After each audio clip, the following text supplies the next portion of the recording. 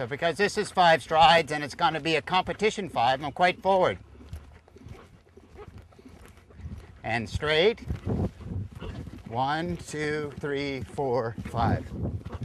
Good. May just do that again just for him. And again, this canter that we're kind of picking now is very much kind of the canter that you use in a competition ring. You know, where you would normally do kind of 5 strides in a competition in a ring. 1, 2, 3, 4, 5.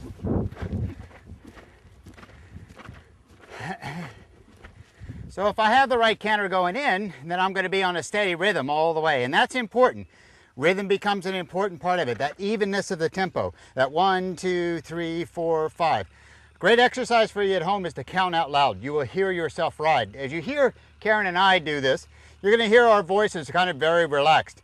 A great way to do it is to make yourself sound boring. Literally, 1, 2, 3, 4. What it does, it kind of lowers your adrenaline, and you will start to hear yourself ride. It's really important in riding that you notice different things. Your rider responsibilities. You have to notice when your horse changed his direction. You have to notice when your horse changed his speed. So to get your mindset into that place, count out loud. Make it sound boring. It's a great exercise for your head. You want to come down and do it in 5? I'll be trying to do it in 5, and now I have quite a small horse, so my canter has to be quite big going in to do the 5, to reach that 12-foot stride. So I'm going to start by just doing a little lengthen to get Teddy's canter to have more volume. Let's see where he ends up here.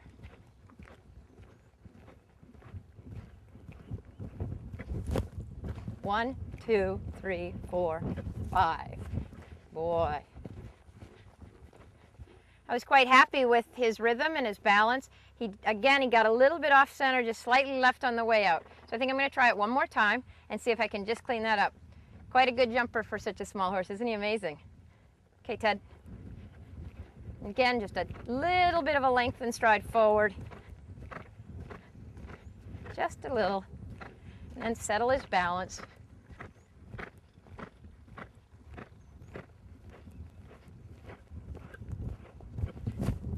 One, 2, 3, 4, 5. Better. Good boy. One of the things I think you want to see also, you see all of our horses after we jump the fences come back and, you know, they halt or they turn and they immediately kind of land and say what. That's a big important part of what we're doing in all of our riding, is try to get the horses to land and say what. And so always after you're done with the fence, when you jump the fence, don't think that your work is done. Do something, right? You can halt, or you can rein back, you can turn, but always go back to communicate with your horses after you've jumped the fence. And it's easy to get into the habit when you think that the fence is the hard part, and then you land it, oh, I'm okay, I'm alive, I'm still on, I'm still breathing, and then suddenly you teach your horse that when he jumps the fence to shut off. So make sure that you always land and work, trying to get our horses to say what. And if you're riding this winter in an indoor, it's a perfect opportunity to have your fence and then land and keep going straight to the short side wall and have the horse turn when you ask him to turn, not allow the horse to steal the turn and turn on his own accord because you weren't thinking about it. It'll pay dividends when you go to do your courses and you finish your first and second fence. The horse will land organized, postured, straight, and waiting for your next command. So the next exercise, I think we'll come down here and we'll try to add 1 stride. Let's see if we can do the same exercise, same 2 fences in the same place, and see if we can get 6 strides instead of the normal 5. So the first thing I'm going to do when I do that is pick a little bit of a slower speed. If I go a little slower speed, I want activity. 1, 2, 3, 4, 5, 6.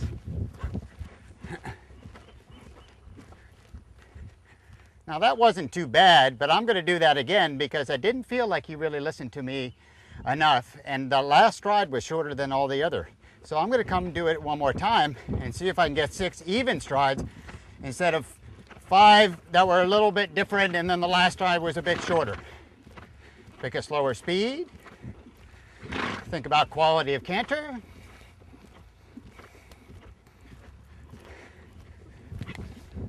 One, 2, 3, 4, 5, 6.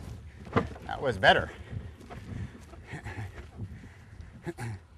Now, we'll give you a little lesson here. Slower you go, think about it, that the slower you go, the faster you want your horse's feet to move. Okay, so it's feel like you're, you know, if you're driving a stick shift and you go from 4th gear to 3rd gear, yeah, your car slows down, but the engine revs. Always want to get the feeling that when you go slow, the slower you go, the more collected, the faster the horses move their feet. And you're going to do that by using your lower leg, okay? Within the canter, ask his feet to move faster so that it's active, active, active. That's the quality of canter that you need to do these type of exercises. Okay, you want to try? Yeah, that was 6? That was great with Danny that second time. Thought he looked great. Okay, so let's see if we can do 6 on Teddy.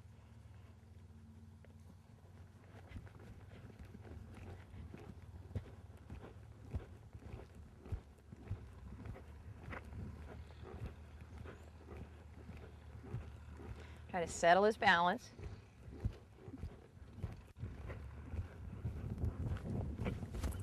One, 2, 3, 4, 5, 6.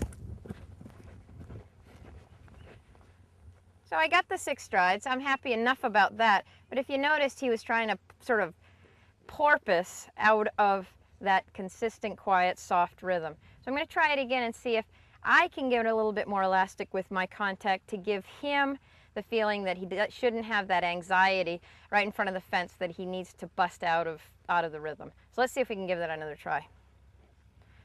It's okay, but it's not perfect, and that's what we're trying to achieve, some sort of communication with him that really he understands everything. Good boy. That's it. I want him very relaxed in his head. And he has just a little bit of a fizzy attitude about jumping sometimes, and it's getting better. But these kind of exercises will really help him. Oh. Oh. And so what I'm going to do here is just halt him, right?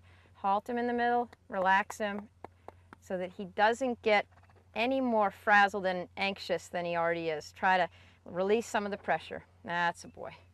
And if I have to jump this first jump and halt him 10 times, it in the end will pay off in a big way for me, because the horse needs to land and relax about his job. Ready to try it again, Teddy?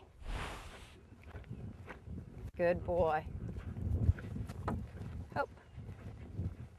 That's it. Better first fence.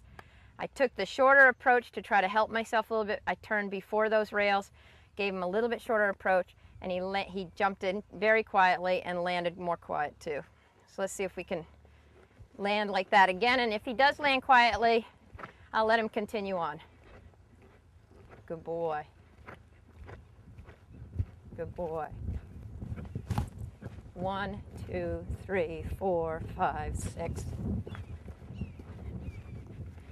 Okay, excellent. Really delighted with that. He's a very smart horse, very talented horse.